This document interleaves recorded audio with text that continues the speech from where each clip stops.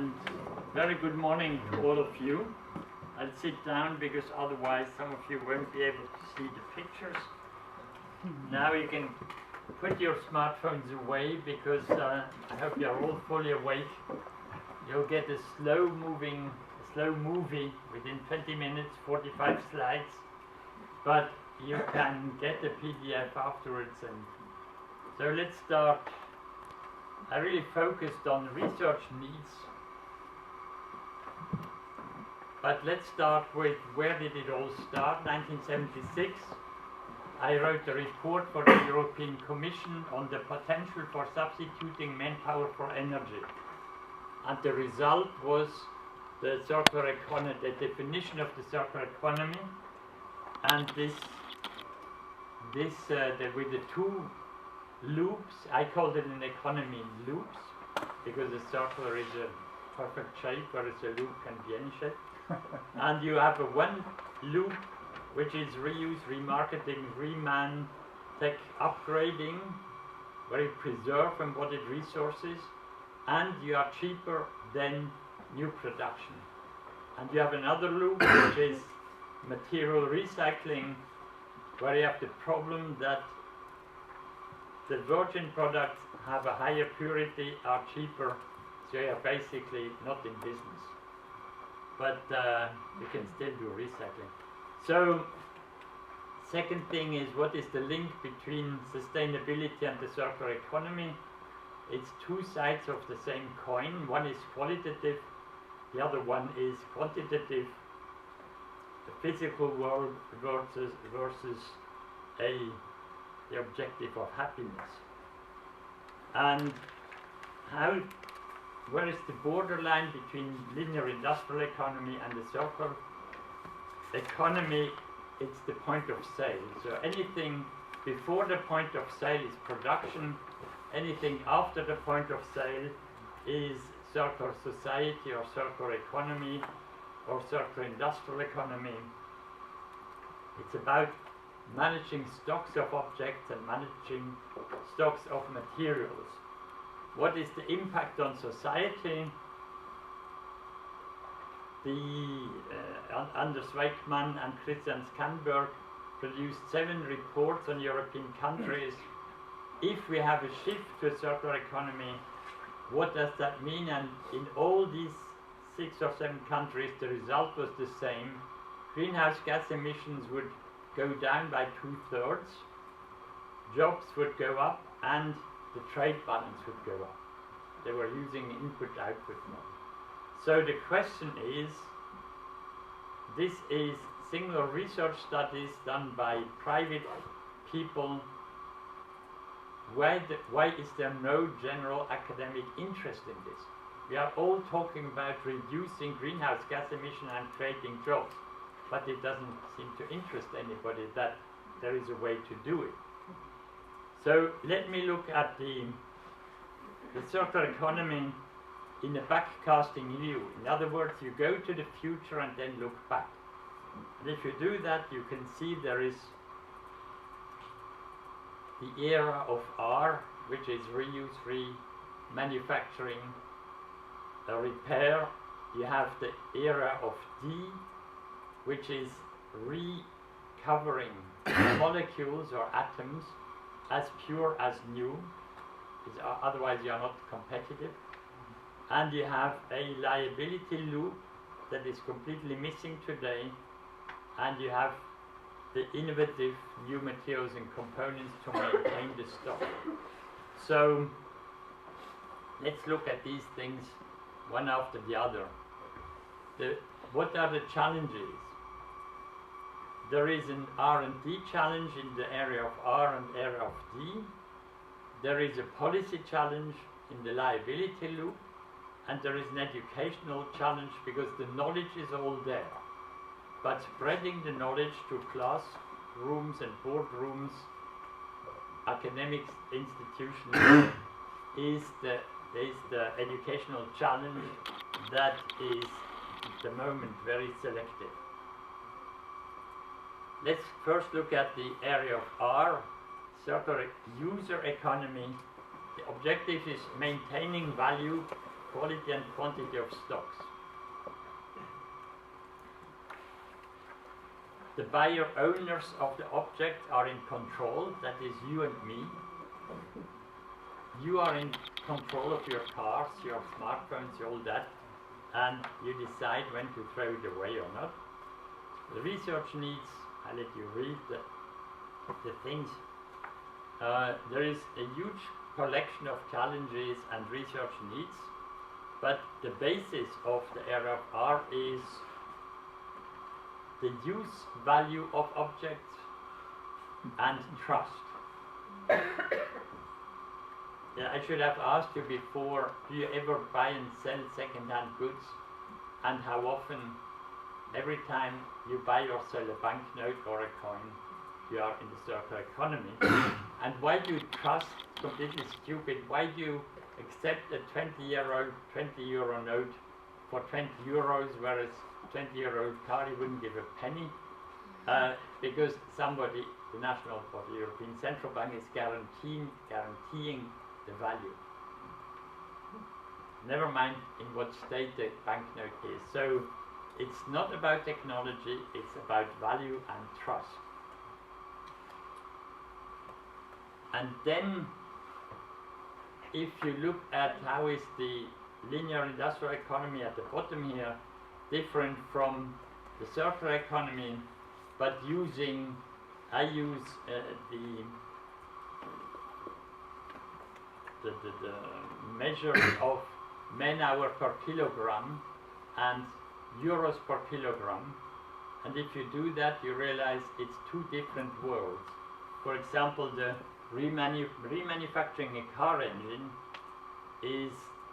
has 270 times higher man-hour per kilogram ratio than producing a car engine. So we are not talking about factor 10 or something, we are talking about factor 270.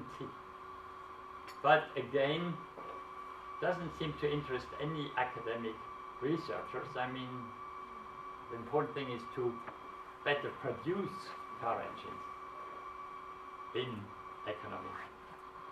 Another thing, the return on investment of remanufacturing plants is 5 times the one of the plant manufacturing the same engine. So if you are interested in money, profits, whatever you call it, go to remanufacturing. So far there are very few, Volkswagen, Renault, Caterpillar, that have really accepted this principle. I don't know a single university that seriously looked into this. Then public procurement, if you want to be cheap and green, I let you read the details. Redesigning the intercity express trains of the German Deutsche Bundesbahn, Deutsche Bahn. In the meantime, the IC1, the oldest generation, has already been redesigned, remanufactured a second time. Just look at the cost savings, 3 million versus 25 million. I mean, why is not everybody going for the cost-beneficial solution? And you get the environmental benefits free of charge. So, and where is the academic? This is a study I did for the Deutsche Bahn. Where is the academic research looking into this? Because the Swedish railways, the Dutch, I mean, there are plenty of things you could do research studies on if you are interested. Then design innovation is needed. For example, if we want reusable packaging, it has to be, one solution would be stainless steel cans that can be stapled. This comes from one of my students in 1992, the design, what is it called, Hochschule für Gestaltung in Ulm, but it was never commercialized because industry is not really interested. Then long life means you. Again, it's not industry that will produce the long life goods, it's you. You have on the right, you have my HP 12C calculator from 1972. You have my Toyota from 1969. You have the teddy bear that comes from the Victoria and Albert Museum. But basically, social innovation in behavioral research, if goods become teddy bears, they live forever, or at least as long as you live. But it's you that decides, not industry. And so one of the important things, if you do that step, then you become a user. You buy performance or results or goods as a service, and the consumer is dead. That means sharing goods, and sharing means caring, otherwise it doesn't work.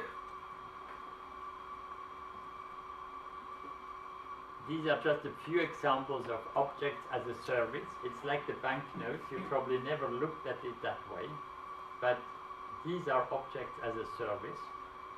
Even Carnegie Hall, you never buy Carnegie Hall to listen to concept. The problem with sharing is we need social innovation. It's, if you want to build an efficient laundromat, the problem is not the washing machine. The problem is to make it attractive for people to go there. Because otherwise people hate laundromats.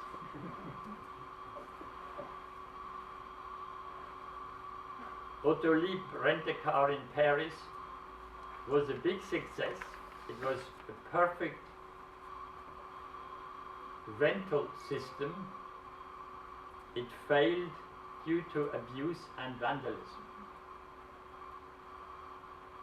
So if you have users using your goods and they destroy them, there is no way that you can make profit.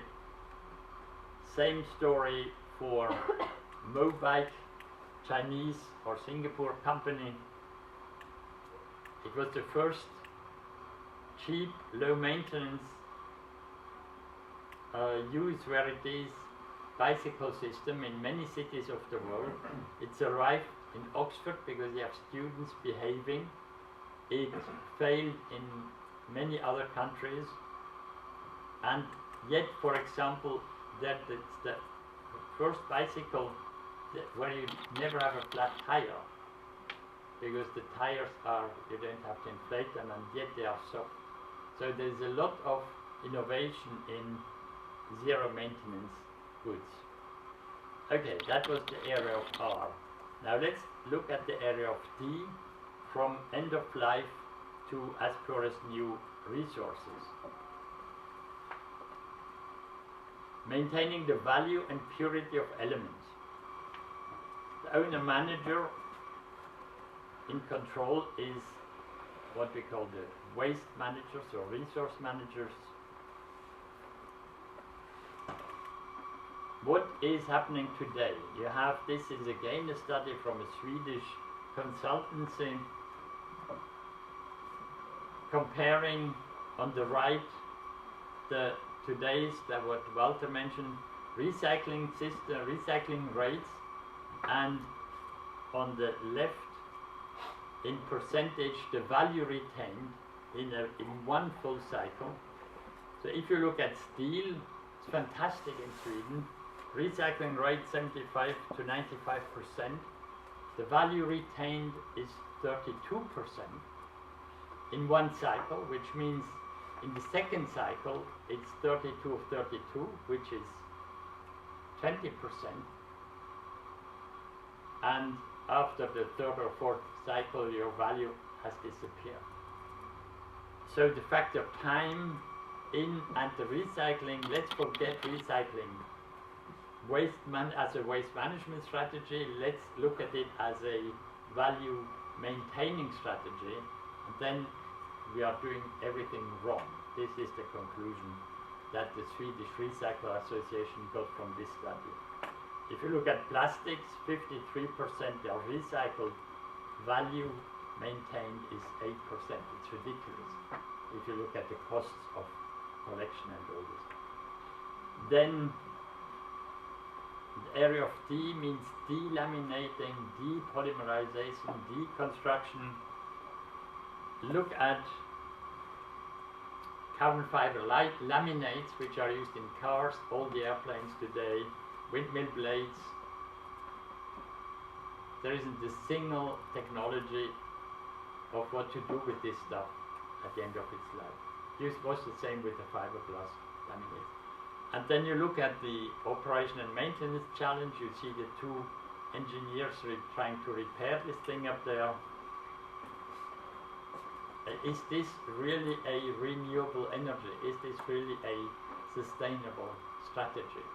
If we produce mass waste in 20 years, and we know we don't have a strategy to, then deconstructing buildings, the challenge is not only to recover components and materials, it's also to recover the energy. Because you hoisted up all the stuff, now it comes down, so you can obviously recover the energy. So far there is one single study, and low noise, low dust, it's very sustainable, but very labor intensive. Then the extended producer liability, which basically means if you don't know what to do with something, give it back to the producer because he must know how he built it. So if we define waste as objects with no positive value and no ultimate liable owner, can basically either give these objects value or we can nominate an owner. So it's a policy innovation. And the reaction of these, if this is introduced, the reaction of industry will be to avoid this liability, which means moving into a performance economy. But just performance economy means the manufacturer, producer retains ownership and has to internalize all costs and liabilities. It also means the buyer has to buy the result, the performance, instead of buying the goods. And then you have, if you take lighthouses as a typical system solution, who is going to finance this kind of innovation? It helps society, it's useful for everybody, prevents waste, accidents, but why should anybody put money into this? If you look at power by the hour jet engines by GE or Rolls-Royce, if you want to, instead of selling jet engines, you want to do operational leasing, you need financial innovation because you get your money much later than if you sell them.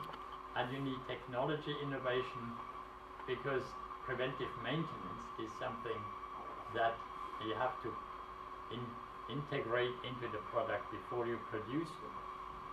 If you do the remanufacturing in where you produce the things, it is much more efficient. So therefore you have to have components that you can simply change, such as life rafts on the Queen Mary. It's fantastic because the ship no longer has anybody working on it. They simply, when they come into port every 2 years, all these life rafts are exchanged and for new ones or for remanufactured ones. The same with paper lux. All these things exist. It's spreading the knowledge which doesn't work. When have you last read a newspaper article about these or similar examples? Journalists are fascinated by new products, but not by then sufficiency solutions. The circular economy is regional because the needs and the opportunities are very different in different places. If you are in a rural area, you can have wastewater treatment plants that don't need any concrete, no pumps. They don't produce any waste, but they need space and knowledge. If you want to make for to build a bridge, for example, the Pont de Viaduc de Millau, to build a bridge without any cost to the state. You have to make it clear that whoever builds this thing under a 78-year contract will be in charge of all the maintenance costs. Not only construction, design, finance, but also maintenance. The only thing he gets is a toll from every car, every vehicle passing. So how do you build a bridge with zero maintenance and where you only know the financial result after 78 years? The bridge looks the same as any bridge, but the way it is built is very different. NASA 20 years ago decided only to buy commercial launch services, no more hardware, and the result is that 10 years ago a dozen companies in the States said, okay, we'll go for space, including SpaceX on the moon. All these companies in the meantime have produced the strongest rockets that ever existed, and rockets that are reusable. Rockets that land on propulsion, they land the same way and the same place that they took off, so they can be reused. And these are private startup companies. The big ones, Boeing, and that used to build the Atlas rockets, they have no chance because their mindset is completely different, and they cannot compete cost-wise with SpaceX. So then let's come to the final point, injecting in innovative ideas into managing these stocks and into replacement products. First thing is design for the future. So if you want to have a dust energy building using hydrogen fuel cells and photovoltaic panels that don't exist yet, you have to make the building as if these things existed, so that when they come online 20 years later, you can integrate them into the building without any special cost. If you look at smartphones, in this case, the big thing, CO2 emissions here, in the smartphones are extraction and manufacture. And that's where everybody focuses. But you cannot use a smartphone without all the network. If you study all the network, you will realize that the big greenhouse gas emissions are not in the phone, they are in the network. So if you want to optimize the system, you first have to understand the importance of all the different systems. Very often you need a mobile concept. Even if you are Tata Steel and you want to help the farmers, then you have to produce mobile units that go to the farmer. It's not the other way around. Then systems optimization research. I've given you just 3 examples: hydrogen, fuel cell, electric motors powering trains. Now it already exists in Germany, in the south and the north of Germany. You'll never find anybody, journalists, talking about it. Ships, Norway 2020 will have the first Hurtigruten express ferries powered by hydrogen and fuel cells. Trucks, cars, buildings, but it's something that exists in Japan. Norway is going full hydrogen, despite the fact that they have gas and oil. But it doesn't seem to interest really most of the other countries. Then cold science, you can do your washing with cold water, so you save 80 or 90% of energy. The latest thing that was in Nature a couple of weeks ago, if you combine hardening principles of metallurgy with architected materials, you may be able to get away with alloys. And if you can reduce the number of alloys, you will have much higher recycling rate.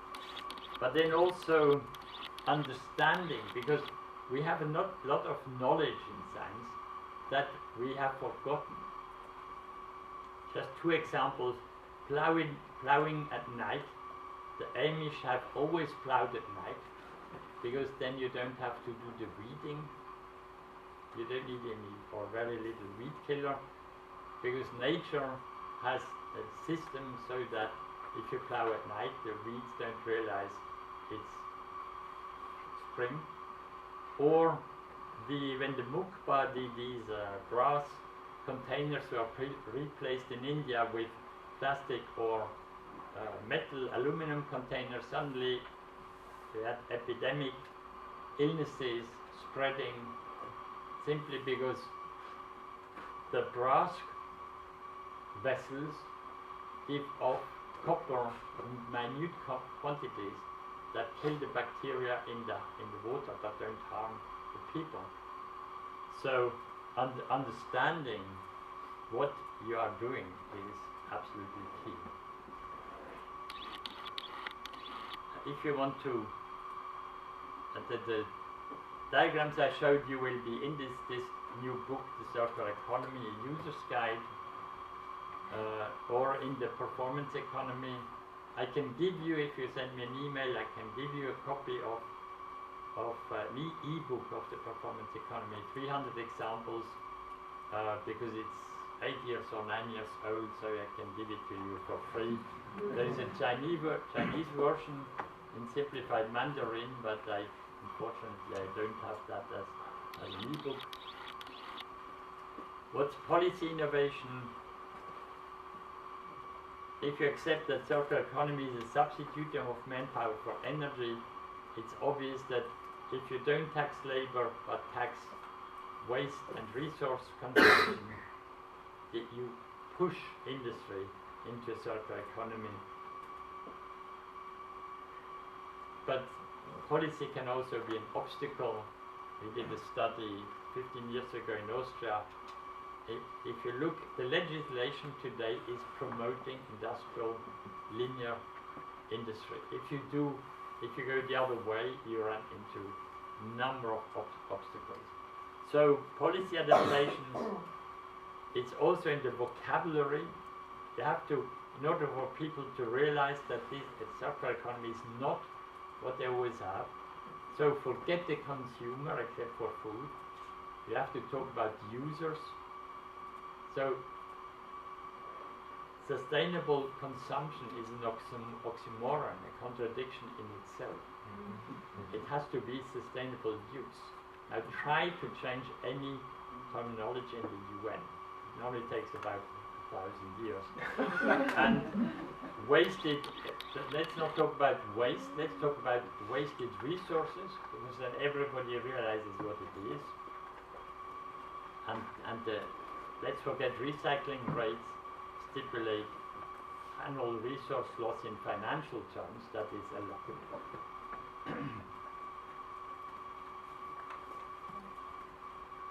That's just a summary. Thank you very much for it.